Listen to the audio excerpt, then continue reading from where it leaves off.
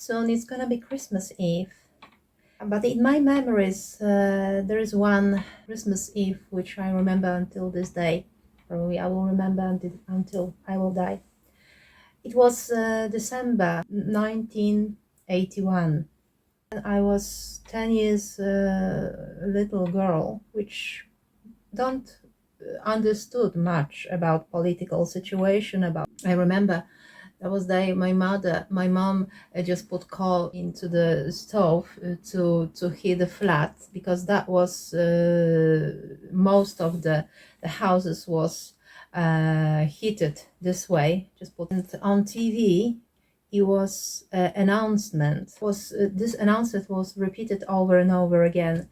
That was saying that Poland is in a civil war.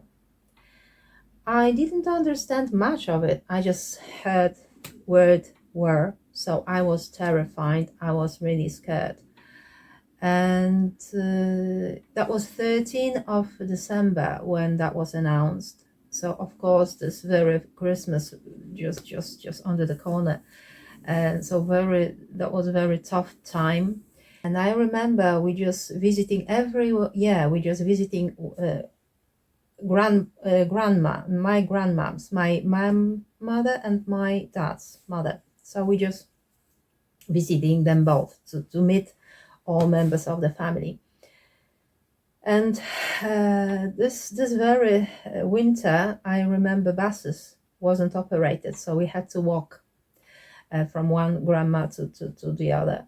I remember there was snow. There was freezing cold, so snow was crispy under the feet. It was very sparkling snow. On the crossroad, I saw the soldiers warming up their hands under the fire. That was fire built on the warm up their hands, standing, and there was big massive tank next to them. That first time I saw tank at all. Maybe it's nothing for you, but this day I was terrified. I was afraid walking next to them. Because you have to know that was of course after a certain time, like after 8 o'clock or something, people shouldn't walk. People shouldn't, like, actually they should stay at home, otherwise they would be arrested for no reason.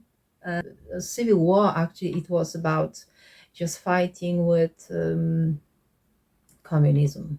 The civil people start to organize themselves and just start fighting with communism.